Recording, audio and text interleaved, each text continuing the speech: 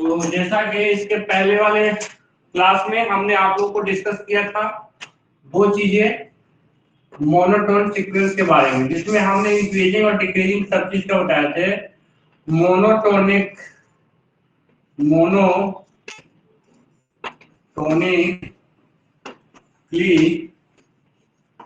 Increasing या monotone decreasing.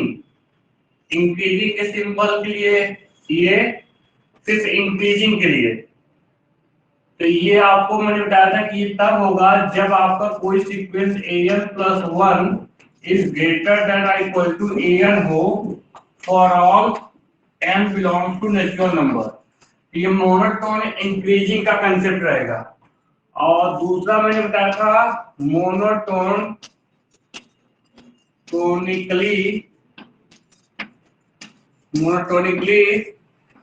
स्टिकली increasing. जहां double line है वहां स्टिकली इंक्रीजिंग का सिंबल सिर्फ ये याद रखना है, an प्लस 1 ग्रेटर देन हो इक्वल ना हो an के for all natural number belong to n। इसी प्रकार आप सिर्फ ये याद रखिएगा, मोनोटोनिक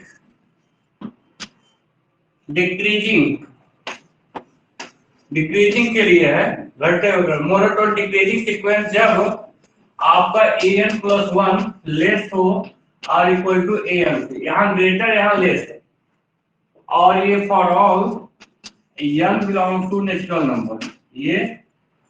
और number 4 monotonic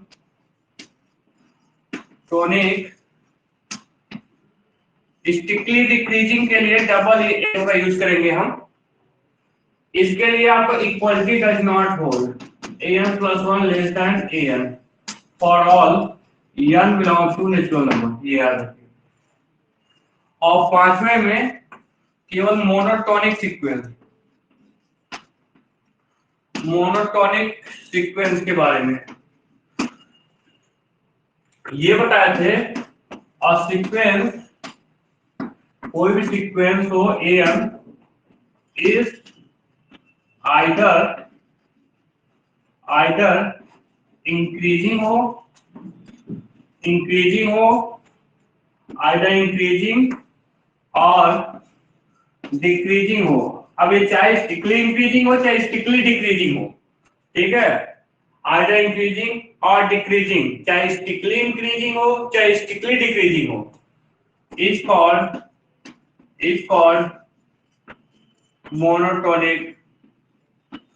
monotonic sequence, is called monotonic sequence. तो ये मोनोटोन के यहाँ तक बताया था। आज मैं इस पे एग्जांपल कराएंगे कि आपको कैसे पता करना है कि कोई भी सीक्वेंस इंक्रीजिंग है या डिक्रीजिंग है या स्टिकली इंक्रीजिंग और स्टिकली डिक्रीजिंग का कंसेप्ट। तो एग्जांपल हमें जैसे मान लीजिए कोई सीक्वेंस है, हमें ये चेक करना है, जैसे पहला एग्जांपल है, ठीक है, कि आपको let an is equal to 2 की पावर, हम लेट करते हैं 2 की पावर n, हम इसको डिफाइन करते हैं an इस प्रकार से और बराबर 2 की पावर n। यह एक सीक्वेंस है, बी अ सीक्वेंस। अब अगर ये सीक्वेंस है, since an means nth term जो भी हो उसको हमेशा an मानिए, an की पावर n। हमें देखिए हमेशा an और an प्लस 1 चाहिए, ये ध्यान रखिएगा। तो an ये है तो एंड an प्लस 1, जहां जहां n है वहां n प्लस 1 रखिए, तो 2 की पावर n प्लस 1 हो जाए। अब जैसे ही 2 की पावर n प्लस 1 हो जाए तो आप हमेशा बड़े में से छोटे को घटाइएगा कि नाउ दिस इंप्लाइज नाउ 2, मतलब कि आपको इसको घटाना है an प्लस 1 माइनस an, हमेशा यही यूज करना है। इन दोनों की वैल्यू रखिए, इसके है 2 की पावर n प्लस 1 माइनस 2 की पावर n। अगर आप इस पूरे को सॉल्व करेंगे, इस पूरे को सॉल्व करने पे 2 की पावर n कॉमन लेंगे 2 माइनस 1 बचेगा। इसका मतलब ये हुआ कि an प्लस 1 माइनस an बराबर यहाँ 2 की पावर n और यहाँ पे 2 माइनस 1, तो यही बचा रहेगा। और ये वैल्यू हमेशा क्या रहेगा, ग्रेटर देन 0 रहेगा या नहीं रहेगा। या अब ये जो n आ रहा है वो कहां से आ रहा है, नेचुरल नंबर से। ये जो n आ रहा है वो कहां से है, नेचुरल नंबर से। ये वैल्यू हमेशा ग्रेटर देन इक्वल टू 2, या तो 2 आएगा, 2 से अधिक आएगा। अब ग्रेटर देन इक्वल टू 2, तो इसका मतलब ग्रेटर देन क्या है, ग्रेटर देन 0 है या नहीं है। ये ग्रेटर देन इक्वल टू 2, इसका मतलब ग्रेटर देन 0 है। इसका मतलब यहां से हमें ये पता चला कि an प्लस 1 माइनस an, ये वाला सिंबल लीजिए। बस ये देखना है कि पॉजिटिव या नेगेटिव। तो पॉजिटिव या नेगेटिव मतलब 0 से बड़ा आएगा या 0 से छोटा आएगा, बस इतना देखना है आपको। तो यहाँ पे 2 की पावर n या तो 2 आएगा, क्योंकि n की वैल्यू नेचुरल नंबर है, 1 2 3 से स्टार्ट करेंगे। या तो 2 आएगा, 2 से अधिक आएगा, इसका मतलब ग्रेटर देन 0 वैल्यू आएगी हमेशा। अब ग्रेटर देन 0 होगा तो ये यूज करना है। यहाँ से आपको ये बताइए, ये इधर जाएगा तो यहाँ से क्या मिला, an प्लस 1 ग्रेटर देन क्या हो गया, ग्रेटर देन an हो गया। For all n belongs to natural number. अगर ये चीज आ रहा है, ये किस में कंडीशन में आ रहा है, इसमें आ रहा है। देखिए an plus 1 greater then an for all natural number, यही कंडीशन आ गया। इसका मतलब क्या हुआ कि दिस इंप्लाइज सीक्वेंस an मतलब 2 की पावर n जो है वो क्या है, स्ट्रिक्टली इंक्रीजिंग सीक्वेंस। अगर स्ट्रिक्टली इंक्रीजिंग है, इसका मतलब क्या है कि इट इज मोनोटोनिक सीक्वेंस। ये आपका मोनोटोनिक सीक्वेंस हो गया। तो यहां तक तो ये कंसेप्ट हो गया समझाने का मोनोटोनिक का। अगर किसी को ना समझ में आए हो कि हाँ ये मुझे नहीं समझ में आया है, वो फिर से अपना पूछ लेगा, हम बता देंगे। तो हम इसको फिर से डिस्कस कर देते हैं। यहां से ये सीक्वेंस है, इस सीक्वेंस के बारे में हमें डिस्कस करना है कि इंक्रीजिंग है डिक्रीजिंग है। तो हम यहां से सॉल्यूशन करना शुरू कर रहे हैं कि सबसे पहले जो ये दिया गया इसको हमेशा an माना करिए। अब an है, तुरंत आप an प्लस 1 निकाला करिए। जहां n है वहां पे n प्लस 1 रखेंगे, ये आ जाएगा। इसके बाद ये स्टेप याद ध्यान रखिए कि ये calculation an plus 1 minus an ये निकालना है। और ये निकालने पर आपको इसको कैलकुलेशन करना होता है, पॉजिटिव नेगेटिव का कांसेप्ट सब सॉल्व करना होता है। ये सॉल्व करने पर 2 माइनस 1, ये पूरा केवल कितना बचा रहेगा, 2n। अब ये पूरा 2n बचा है, तो आपको ये 2n की वैल्यू कहां से आ रही है, नेचुरल नंबर से। यहाँ अगर 1 रखेंगे तो 2 आएगा, 2 रखेंगे तो 4 आएगा, 3 रखेंगे तो 8 आएगा। इस प्रकार से बढ़ता जाएगा। इसका मतलब स्टार्टिंग की जो इसकी वैल्यू होगी किसके बराबर होगी, 2 के। और जो 2 होता है वो हमेशा किससे बड़ा होता है, 0 से। इसका मतलब ये पूरा टर्म जो है वो किससे बड़ा आएगा, हमेशा 0 से बड़ा आएगा। अब इसको इधर ट्रांसफर कर दिए तो ये आ गया। अब ये कंडीशन जैसे ही आ गया, कोई भी नेचुरल नंबर लेंगे ये कंडीशन होल्ड करेगा। इसका मतलब कौन सा कंडीशन है, ये दूसरा वाला। अगर दूसरा है, इसका मतलब ये जो सीक्वेंस है an मतलब 2 की पावर n, डबल यहाँ पे एरो लिए हैं, डबल एरो देखो यहाँ यूज किया हूं। ये स्ट्रिक्टली इंक्रीजिंग का कंसेप्ट है, शॉर्ट में मैंने इसलिए एरो का यूज कर रहा है। इसका मतलब इट इज मोनोटोनिक सीक्वेंस, ये कंसेप्ट है। ठीक है, कर रहे हैं हम। तो हमें इसमें कह रहा है find out whether the following sequence monotonic increasing. Monotone increasing का मतलब यहाँ पे इंक्रीजिंग का कंसेप्ट, या डबल ये भी हो सकता है, स्टिकली इंक्रीजिंग का भी आ सकता है। और एमडी का मतलब मोनोटोन डिक्रीजिंग का कंसेप्ट, शॉर्ट में मैंने यूज कर रहे हैं, इसको ध्यान रखिएगा। जैसे ये सारे सीक्वेंस लिखी गई है, हम पहले को डिस्कस कर रहे हैं कि जो यहाँ पे है उसी को an मानिए, जो यहाँ पे हो अंदर में। तो an बराबर कितना है, an बराबर 1/n है। एंड इसके बाद जहां जहां n है वहां n प्लस 1 कर दीजिए। एंड an प्लस 1 बराबर n प्लस 1, ये यूज करिए। सबसे पहला स्टेप जो दिया है उसको an मानिए। दूसरा, उसके बाद जहां n है वहां n प्लस 1 रखिए। उसके बाद नाउ आप क्या करिए, इसमें से इसको घटाइए हमेशा। an प्लस 1 में an घटा दीजिए। जैसे घटाएंगे यहाँ पे आएगा n प्लस 1 माइनस n। अब इस पूरे का एलसीएम लेके सॉल्व करना है। एलसीएम लीजिए तो क्या होगा n प्लस 1 और n, ये एलसीएम होगा। ये n इधर मल्टीप्लाई माइनस n माइनस 1, ये से ये कैंसिल। यहाँ ये टोटल वैल्यू कितना बचेगा माइनस 1 अपॉन n और n प्लस 1। ये पूरा वैल्यू है किसके लिए an प्लस 1 माइनस an के लिए। अब आप ये बताइए आपका ये जो स्मॉल n आता है वो कहां से आता है नेचुरल नंबर से। अब नेचुरल नंबर से आता है तब नेचुरल नंबर स्टार्ट कितने से होता है 1 से। अगर मैं यहाँ 1 रखूंगा तो 1 माइनस 1/2 आएगा। अगर मैं 2 रखूंगा तो 2 1 3 2 6 हो जाएगा। तो ये घटते हुए क्रम में आ रहा है। इसका ये मतलब है कि इसका ये क्या मतलब है कि हमेशा 0 से छोटा होगा या नहीं होगा। निगेटिव लगा है तो यहां से आपने ये देखा कि an प्लस 1 माइनस an जो है वो लेस देन 0 है for all n belongs to natural number. ऐसा क्यों ले रहे हैं समझिए। ये जो वैल्यू आई बस इसको ये चेक करिए। जैसे n बराबर 1 रखा मैंने तो 1 रखेंगे तो ये देखिए कितना आ रहा है माइनस 1/2 आ रहा है। अगर n बराबर 2 रखेंगे तो ये कितना आएगा 2 और 3 माइनस 1/6 आएगा। तो ये क्या है नेगेटिव है। तो केवल हमें ये देखना है कि 0 से बड़ा है या 0 से छोटा आ रहा है। तो ये 0 से क्या आ रहा है छोटा ही आ रहा है जो भी आ रहा है। तो 0 से छोटा का कंसेप्ट। अब 0 से छोटा है तो यहाँ से आपको सिर्फ यहाँ पे चलना है थोड़ा सा। अगर 0 से छोटा है जिसके बाद इधर मैं बता रहा हूँ 0 से छोटा है इससे हम ये लिख सकते हैं क्या कि an प्लस 1। अब जो माइनस an था उसको इधर ले चलिए इज लेस देन किससे an और यहाँ क्या for all n belongs to natural number. और ये कौन सा कंडीशन है आपको 4 कंडीशन जो लिखे उसमें से कोई ना कोई होगा। ये डिक्रीजिंग का है। तो दिस इंप्लाइज गिवन सीक्वेंस जो भी सीक्वेंस है क्या 1 upon n is monotonic decreasing. Strictly decreasing कर सकते हैं क्योंकि इक्वलिटी नहीं है तो मोनोटोन स्टिकली डिक्रीजिंग का कंसेप्ट आएगा। ये हमारा कंसेप्ट है इस क्वेश्चन का। तो अब इसके आगे जो दूसरा तीसरा है क्या आप लोग डिस्कस कर सकते हैं।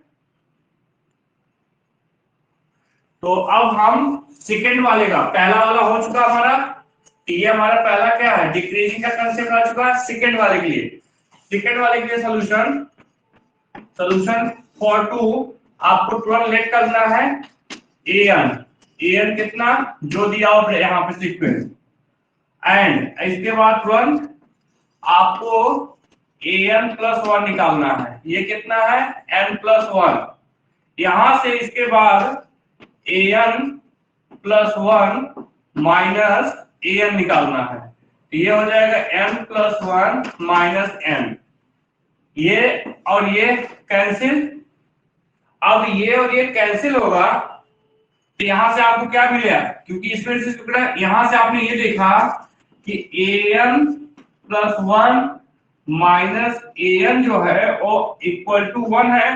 ऑलवेज ग्रेटर देन 0 हमेशा ग्रेटर देन 0 रहेगा क्योंकि 0 हो नहीं सकता। Always greater than 0 for all n belongs to natural number कुछ भी लेंगे हमेशा ग्रेटर देन 0 रहेगा।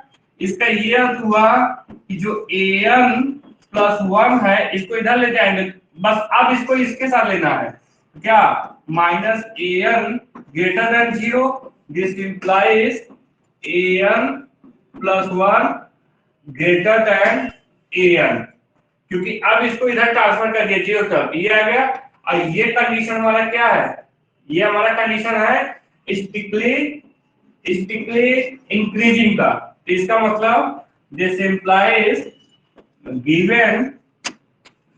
गिवन सीक्वेंस जो n है वो क्या है स्टिकली इंक्रीजिंग या मोनोटोनिक स्टिकली इंक्रीजिंग। ठीक है ये ध्यान रखिएगा मैंने शॉर्ट में लिख दिया है मोनोटोन SIT स्टिकली इंक्रीजिंग। अब ये दूसरे का कंसेप्ट था। तीसरा देखिए, तीसरा तो अब आप लोग करिएगा, स्क्वायर फॉर्म में है, करिएगा और डिक्रीजिंग ही आएगा। तीसरा डिक्रीजिंग रहेगा, चेक कर लीजिएगा।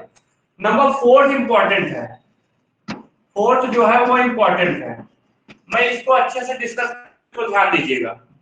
फोर्थ में अब देखिए मोनोटोन इंक्रीजिंग या डिक्रीजिंग, ये ध्यान रखिएगा। मोनोटोन इंक्रीजिंग या डिक्रीजिंग का यहाँ जो कंसेप्ट आ रहा है, ये हमेशा अपना बिहेवियर चेंज नहीं कर रहा। अगर पॉजिटिव है हमेशा, तो पॉजिटिव ही है हर एक नेचुरल नंबर के लिए। अगर निगेटिव था तो हर एक नंबर के लिए निगेटिव है, मतलब या तो throughout greater than zero या throughout less than zero. लेकिन ये नहीं होना चाहिए कि एक के लिए पॉजिटिव तो एक के लिए निगेटिव, मतलब प्लस माइनस नहीं आना चाहिए। अगर प्लस माइनस आने लगा, इसका मतलब वो मतलब मोनोटोन अपना खो दिया। मोनोटोन का मतलब होता है या तो थ्रू आउट इंक्रीज करे या तो थ्रू आउट डिक्रीज करे। जैसे हमारा फोर्थ वाला है कि फोर्थ में हमने लेट कर लिया, अब फोर्थ में हमने लेट किया तो यहाँ पे an बराबर हमारा क्या है, -1 की पावर n, ये है। अब -1 की पावर n है तो हम यहाँ से एंड an+1 निकालिए, an+1। अगर an+1 निकालेंगे तो आपको यहाँ क्या आएगा, -1 की पावर n+1 आएगा। अब इसको हम अलग अलग लिख सकते हैं क्या, -1 की पावर n इंटू -1 की पावर 1, ये लिख सकते हैं। अगर इसको देखेंगे तो यहाँ से an+1 क्या हो गया, -1 की पावर 1 माइनस, तो ये आपको हमेशा क्या आएगा, -1 की पावर n, ये आ रहा है। अब आपको ये आ रहा है तो अब आप आइए इससे कनेक्शन लेते हैं। तो यहां से आपको देखिए नाउ आपको क्या an+1 माइनस an ये लेना है। अगर ये लेना है, इधर दिखाई दे रहा है ना, ठीक है। तो अब आपको यहां से इसमें से इसको घटाना है, तो पहले -1 की पावर n और ये भी माइनस हो जाएगा, -1 की पावर n। अगर यहां से आप देखोगे तो क्या हो गया कि an+1 माइनस an, इसके बराबर पूरा क्या रहा है, इसके बराबर दोनों सेम है, तो -2 टाइम ऑफ -1 की पावर n यहां तक आया। अब ये आपको कब पॉजिटिव होगा कब निगेटिव होगा वो आपको दिक्कत है कि इवन और ऑड का कंसेप्ट यहां आने लगा। तो पहले यहां तक लिखिए, फिर आपको इसमें एक्सप्लेन करते हैं, ठीक है। तो यहां लिखते रहिए, मैं एक्सप्लेन करता रहूंगा। अब देखिए इसमें क्या है कि अगर मैं थोड़ा सा इसमें मॉडिफाई कर दूं कि अगर मैं यहां पे देख रहा हूं कि an+1 माइनस an की जो वैल्यू है, ये इवन ऑड पे ये डिपेंड करता है कि ये चीज क्या रहेगा, ये -2 रहेगा इफ जो n है वो क्या हो, इवन हो, और ये +2 रहेगा इफ n क्या हो, ऑड हो। ऑड होगा, अगर n ऑड होगा तो n ऑड होगा तो ये क्या आएगा, n ऑड होगा तो इसमें क्या कंसेप्ट आएगा, -1 आएगा और माइनस आएगा प्लस। ऑड के केस में प्लस आ रहा है, इवन होगा कि हमेशा पॉजिटिव माइनस बचा रहेगा। तो ऑड के केस और इवन केस आ गया। अब ये क्या है कि अपना बिहेवियर चेंज करने लगा कि एक नंबर इवन एक नंबर ऑड। जैसे मैं अब इधर वाला हटा के बात करते हैं, जैसे अब मान ली ये जो आ गया, यहां से आपने देखा case first if n even हो। अगर n इवन है इसका मतलब an+1 minus an is equal to -2 और ये less than 0।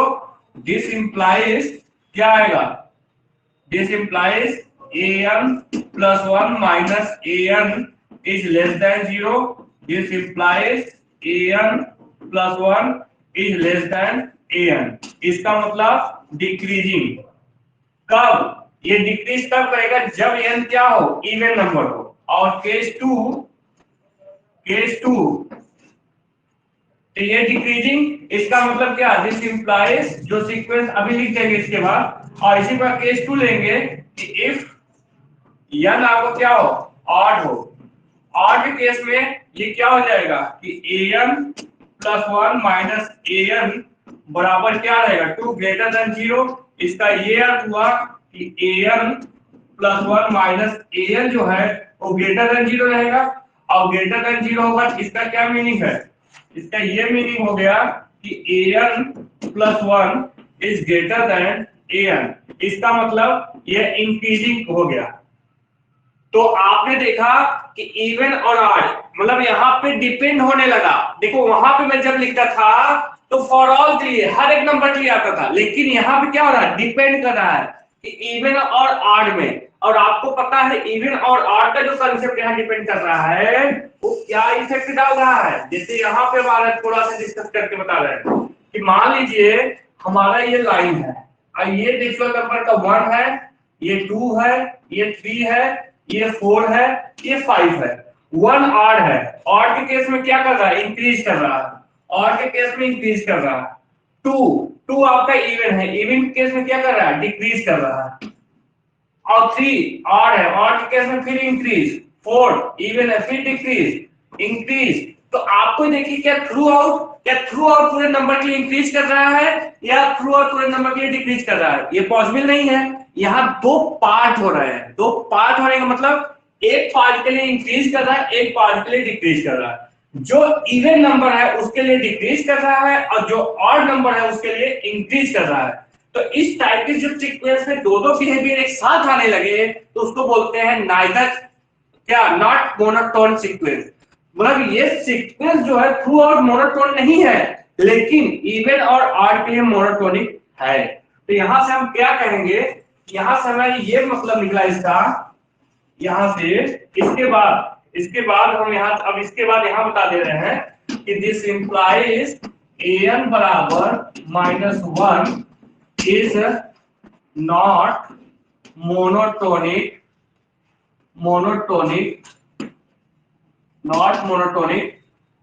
Sequence but for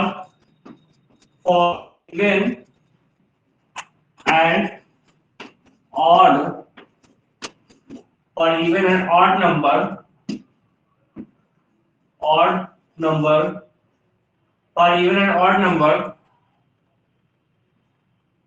even and odd number, it is even if it is decreasing, it is decreasing and increasing। तो देखिए even, for even and odd number it is even और odd के लिए, even के लिए decrease कर रहा है, ऑड के लिए इंक्रीज कर रहा है। तो थ्रू आउट ये सीक्वेंस जो है, जो कि आपका मोनोटोनिक नहीं है, लेकिन यह इवन और ऑड के केस में इंक्रीज और डिक्रीज करता है। किसी को डाउट हो तो आपको इसमें बताना है which of the following sequence is not monotonic. तो सबसे पहले आप एक चीज ध्यान रखिएगा, क्या ध्यान रखना है कि मान लीजिए एक सीक्वेंस an है और एक सीक्वेंस bn है, ठीक है, ये आपको मोनोटोनिक है और ये आपको नॉट मोनोटोनिक, ये मोनोटोनिक नहीं है।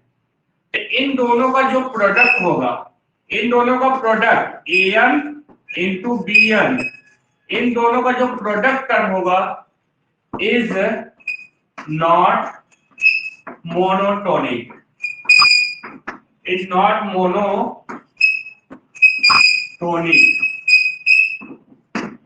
तो आपको सिर्फ इतना ध्यान रखना है कि एक सीक्वेंस आपके पास an है, एक bn है, ये आपको मोनोटोनिक है, ये मोनोटोनिक नहीं है, तो इन दोनों का प्रोडक्ट मोनोटोनिक नहीं होगा। लेकिन ये पहला केस है। लेकिन अगर दूसरा केस में ये कह दूं कि आपका जो सीक्वेंस है दोनों मोनोटोनिक ना हो तो उसका प्रोडक्ट मोनोटोनिक होगा। कि अगर an अगर इसी प्रकार प्रोडक्ट है और इसी प्रकार सम भी है, प्रोडक्ट के लिए भी, ठीक है, और सम के लिए भी, क्या an प्लस माइनस bn, ये भी आपका क्या रहेंगे, नॉट मोनोटोनिक। प्लस और माइनस दोनों के लिए बात कर रहा हूं कि ये नॉट मोनोटोनिक। अगर प्लस वाला हो सकता है मे बी मोनोटोनिक हो, लेकिन माइनस वाला हो सकता है नॉट मोनोटोनिक हो। तो यहाँ पे अगर प्लस वाला चलेंगे, जैसे मैं एग्जांपल ले रहा हूं इसके लिए कि अगर मेरे पास an आपका क्या है -1 की पावर n हो और bn भी यही हो, ठीक है, bn भी यही हो और bn भी क्या हो, bn आपका इसी टाइप से हो, -1 की पावर n हो, दोनों सेम हो। तो अगर इसको घटाएंगे an माइनस bn, ये आपको क्या आ जाएगा 0, और कांस्टेंट सीक्वेंस में भी, तो यहाँ पे प्लस के लिए तो नहीं होगा। अगर प्लस के केस में चलोगे तो ये आपको क्या आएगा, मे बी, यहाँ पे लिखेंगे मे बी, यहाँ पे सीक्वेंस बना लेना ये चीज, मे बी मोनोटोनिक और नॉट, मे और मे नॉट हो भी सकता है और नहीं। एग्जांपल ढूंढिएगा कि हो जाए और एक केस में ना हो जाए, उसके लिए एग्जांपल ढूंढिएगा। तो आपको सिर्फ इस केस को आप फॉलो करिएगा। हम आपको यहाँ पे थोड़ा सा ये बताना चाहते हैं कुछ शॉर्टकट में। अगर ये सीक्वेंस है, अभी हमने प्रूव किया है, इसके पहले वाले जो क्वेश्चन बाकी उसको पूरा करिए, ये आपको मोनोटोनिक इंक्रीजिंग है। अगर कोई नेचुरल नंबर ऊपर है तो ये मोनोटोनिक इंक्रीजिंग होगा। कैसे होगा कि आप इसको ऐसे देखिए कि अगर आपके पास an बराबर कितना है, n है, तो यहाँ a1 कितना आएगा 1 आएगा, a2 आएगा कितना 2 आएगा, a3 कितना आएगा a3 आपको 3 आएगा। तो इस प्रकार से बढ़ रहा है। तो यहाँ से आपने देखा कि a1 इज लेस देन क्या a2 is less then a3 is less then a4, इस प्रकार से जाएगा। तो एक समय ऐसा आएगा कि an is less than an plus 1, और इस केस में क्या है, मोनोटोन इंक्रीजिंग है। ये आपको कंसेप्ट मिल गया पहले के लिए। अगर दूसरा है तो दूसरे को आप चाहे देखिए, जो मैंने तरीका इसके पहले वाला बताया हूं आप उससे भी कर सकते हैं। बाकी हम यहाँ पे सिर्फ थोड़ा डिस्कस कर रहे हैं। अगर इसके लिए चलेंगे तो यहाँ पे दूसरा वाला क्या है, अगर आपको an आपको कितना है 1/n है, तो आप यहाँ से a1 निकालेंगे तो 1 आएगा, a2 निकालेंगे तो 1/2 आएगा, a3 निकालेंगे a3 ये 1/3 आएगा।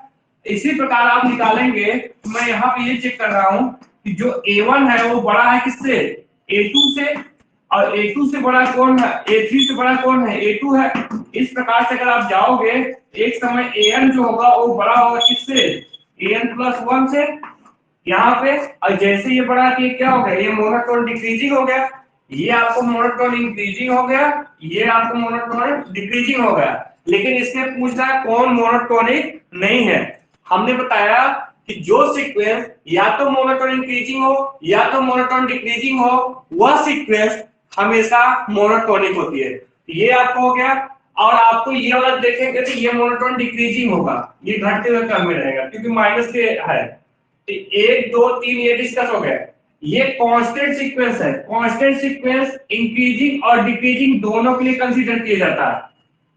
कांस्टेंट सीक्वेंस मोनोटोन इंक्रीजिंग भी होता है और मोनोटोन डिक्रीजिंग भी होता है। ये कांस्टेंट है इसलिए इसका दोनों का बिहेवियर लेते हैं। तो ये आपको क्या होता है, ये आपको मोनोटोन इंक्रीजिंग भी मान सकते हो और मोनोटोन डिक्रीजिंग भी मान सकते हो। तो कांस्टेंट सीक्वेंस एक ऐसा सीक्वेंस होता है जिसको दोनों केस के लिए कंसीडर करते हैं, इंक्रीजिंग और डिक्रीजिंग दोनों के लिए। अब बची बात ये वाला आप चेक करेंगे तो ये मोनोटोन डिक्रीजिंग रहेगा, आप इसको चेक कर लीजिएगा।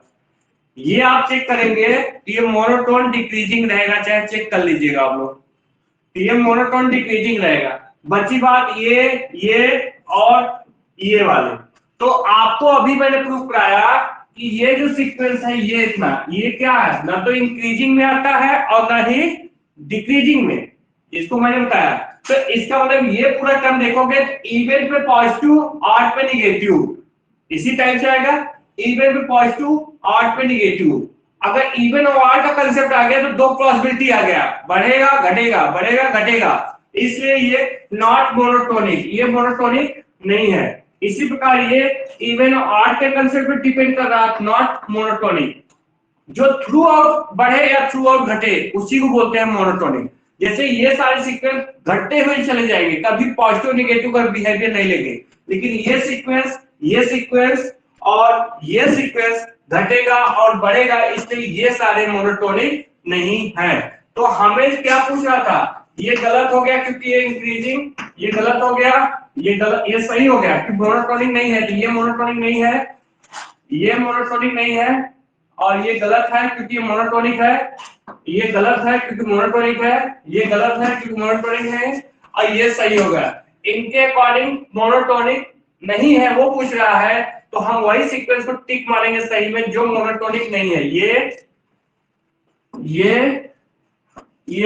ये ऐसी सीक्वेंस है जो मोनोटोनिक नहीं है। तो हमें लगता है अब आप लोग को कंफर्म हो गया होगा कैसे यूज कर रहे हैं। किसी को डाउट हो तो बोलिए।